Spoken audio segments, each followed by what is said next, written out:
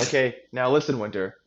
I can relate to Fëanor and High Elves and Fingolfin, Celebrimbor in this song, because if anybody stole my family jewels, I would be super pissed. That guy Morgoth is a dick.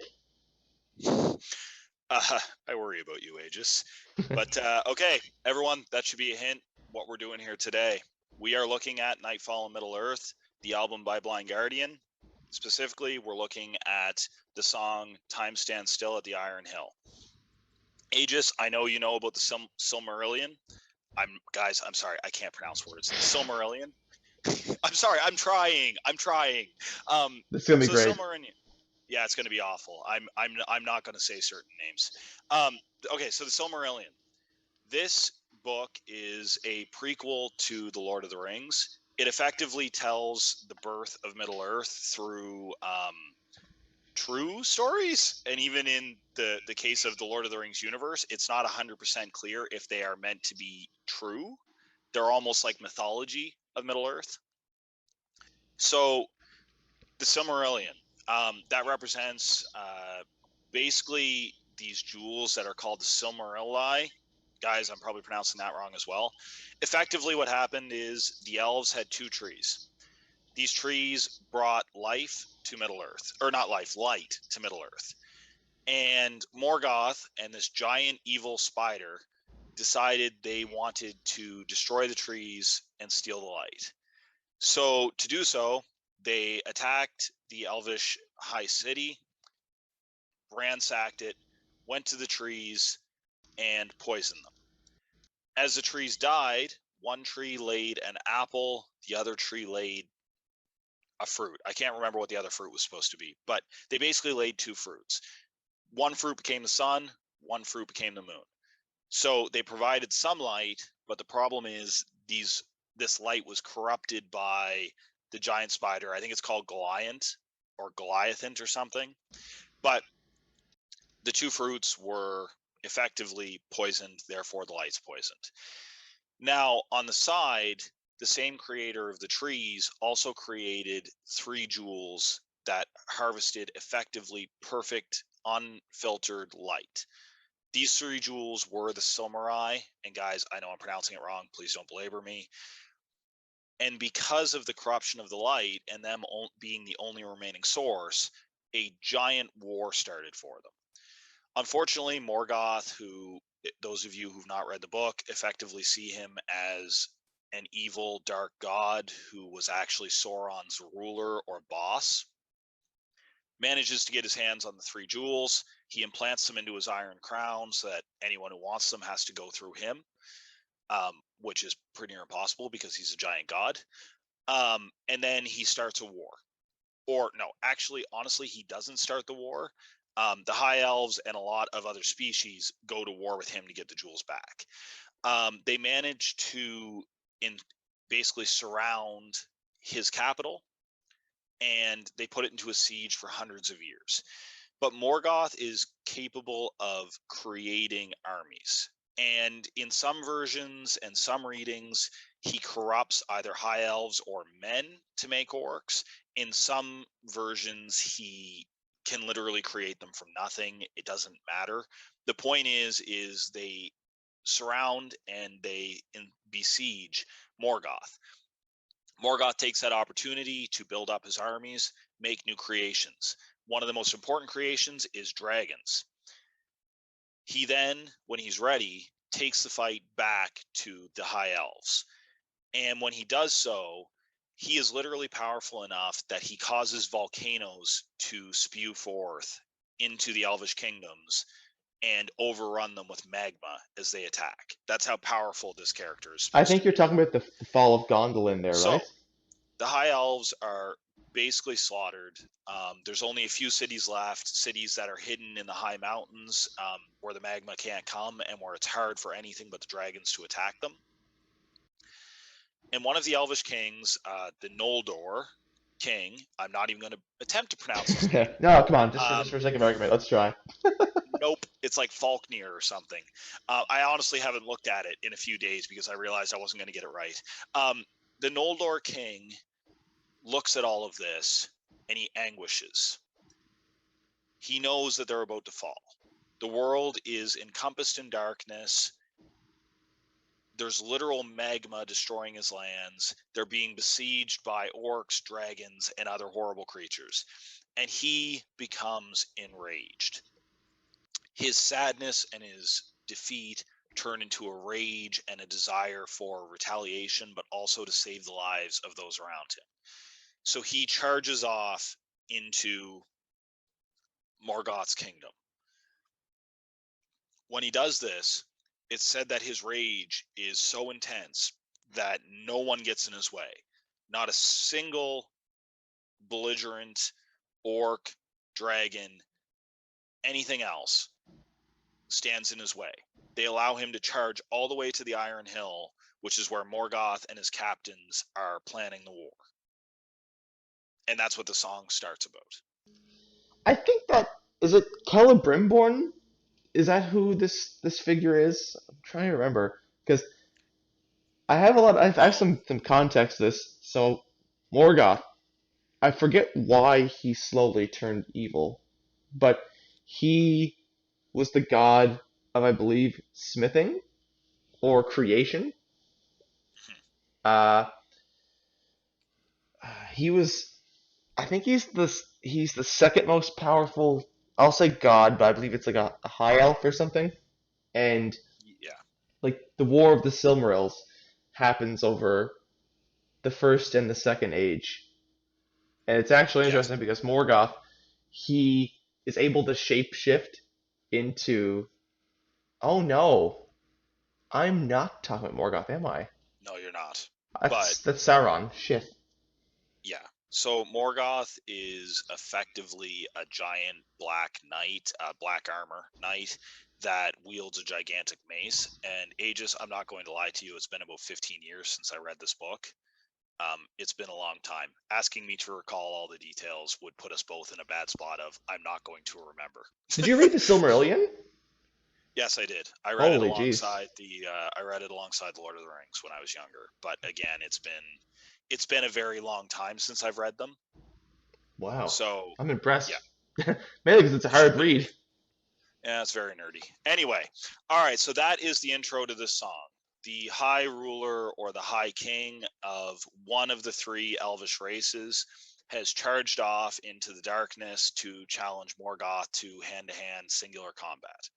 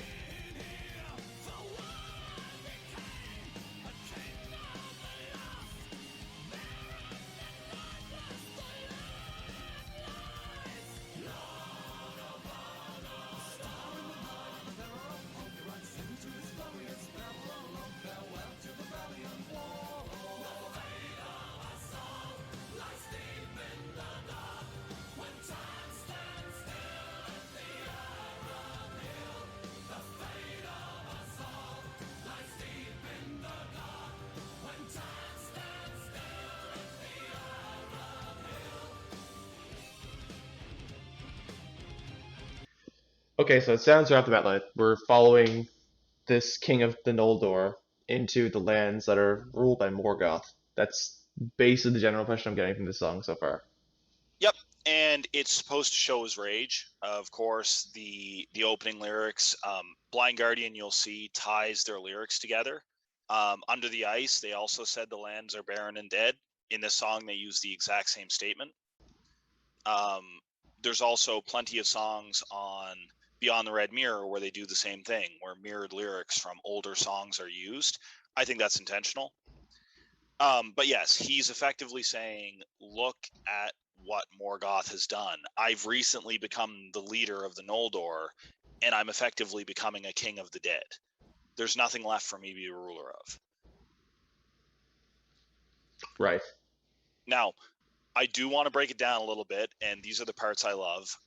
Did you hear the bells going off when they're singing about him? I did. The, like, do, do, do, do. So that reminds me of bards. They're singing about the king, and again, it reminds you of maybe horses prancing. In other words, a proud king. Yeah, A proud exactly. king charging off on his horse. That's what I was But getting. Yep, that's what it reminds me of, and it gives me a very clear mental image. But I also want to say this song is another song that conjured up a mental image in me the very first time I heard it. When it says the fate of us all lies in the dark as time stands still on the Iron Hill, I literally immediately pictured a knight on a white horse charging forward with nothing but a torch up onto the side of a hill towards a cave or another dark thing, surrounded by nothing but darkness in slow motion. Because this is now the fate of the entirety of Middle Earth lies on this one guy's shoulders, and he's the only light left in the dark. Yep. And he's charging alone into this evil wasteland by himself. Yeah, I think the imagery is just beautiful. Is what I'm trying to say. As always for me, Blind Guardian just kills imagery. This song is very straightforward, but oh my god, is it beautiful, in my opinion. Agreed. All right, let's hit it.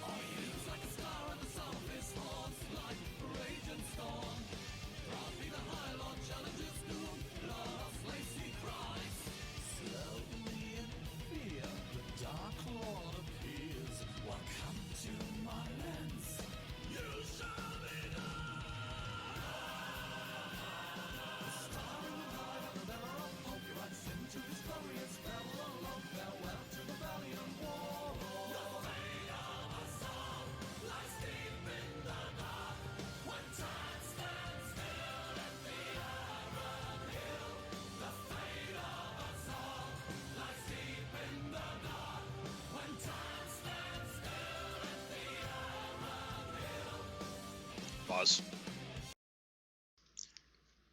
Okay, so first off, I want to ask you, because this is a shorter song and we're already over halfway. What do you think? I think I think it's right now. This is the closest thing we have to a representation of their confrontation.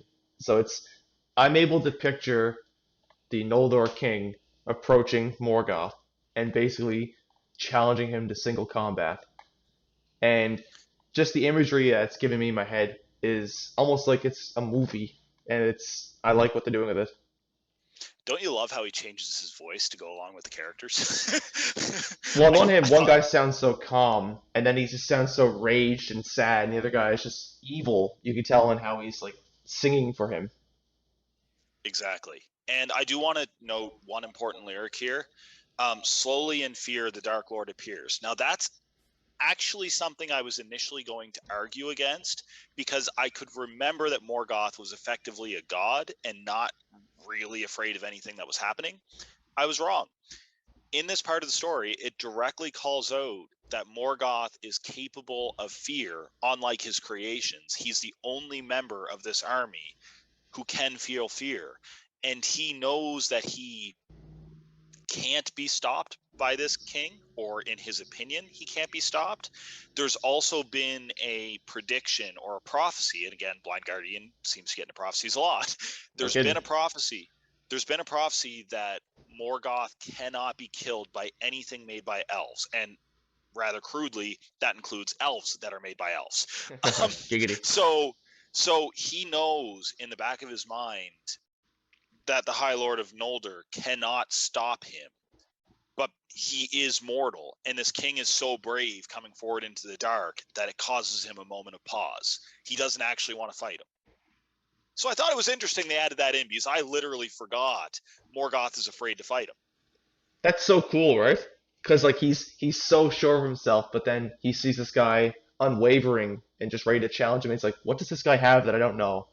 What's he packing?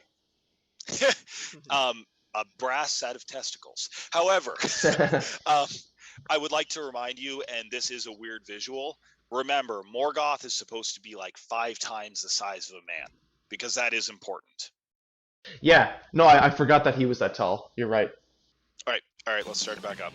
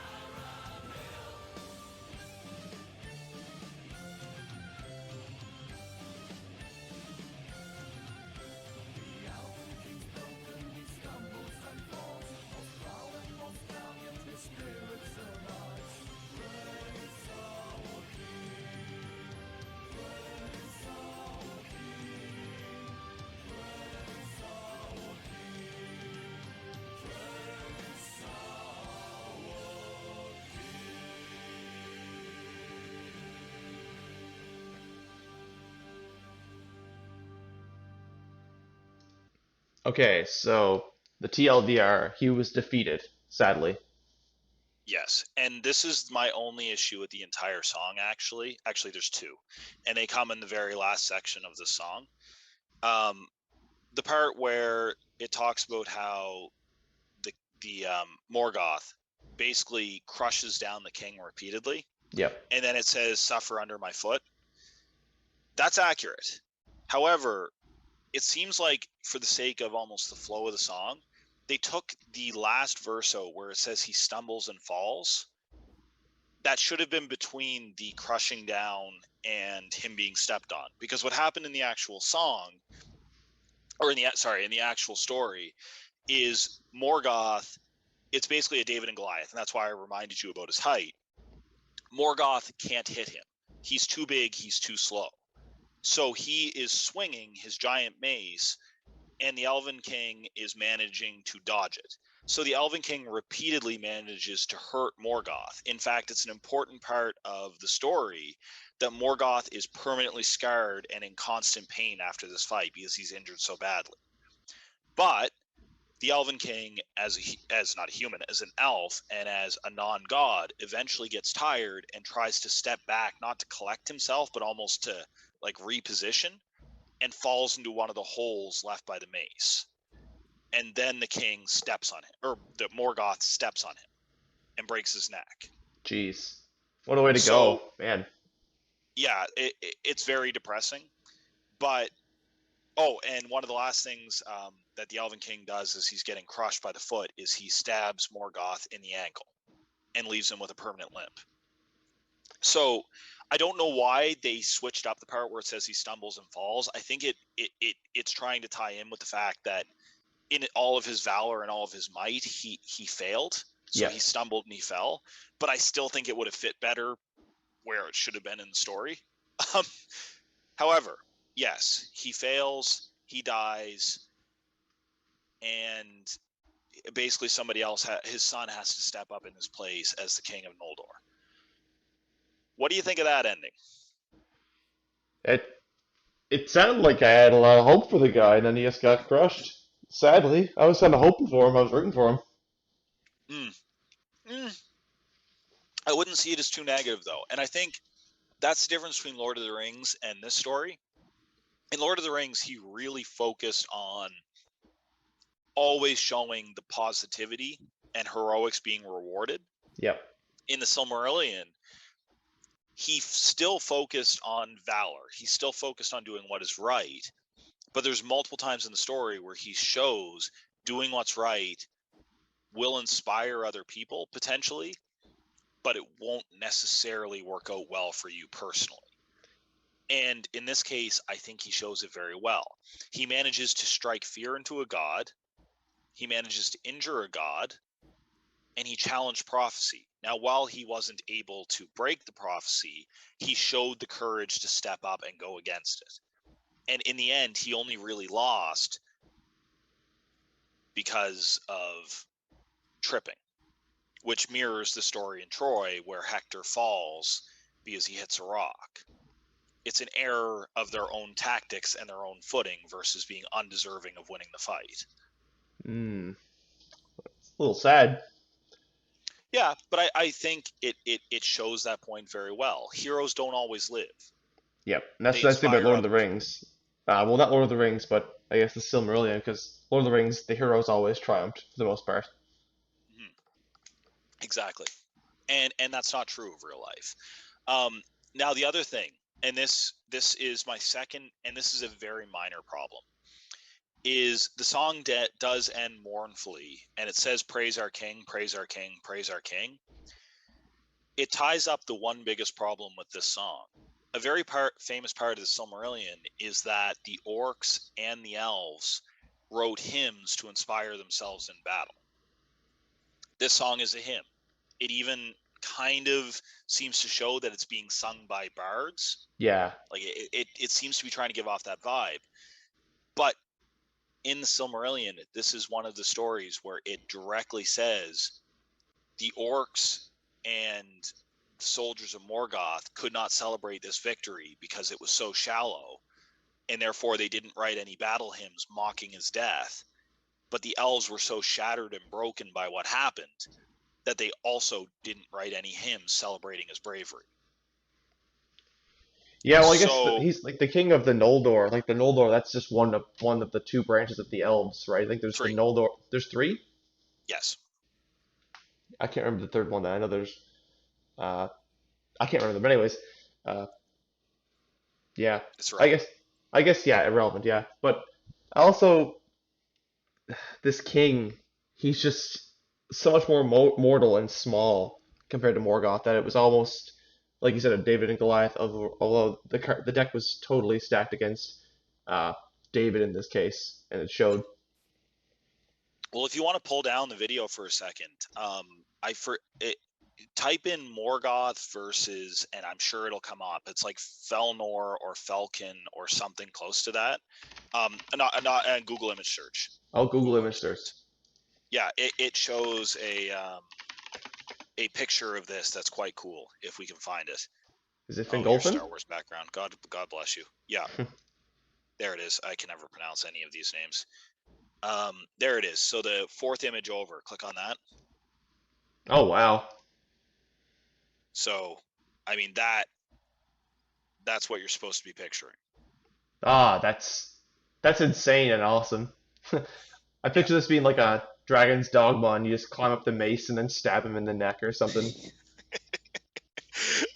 Sure, Aegis, if that's how you want to visualize it. Yeah, Um, man. Yeah, so this what do you got think of the song? that's probably one of my favorite songs. I think you hit it right on the head before. I actually really like it. I'm glad. Do you like the visual side of this song? That's one thing Blind Guardian can really put a feather in their cap about. It's just they have a really good way of creating strong imagery through their lyrics and like their music. They're it's awesome. They're mastercrafts at it. I agree. All right, I think we can leave this on a positive note then, and just say if you ever wind up running into Goliath, just remember Goliath might step on you. Fetishes. Yeah. All right, guys. You have a great afternoon. Later.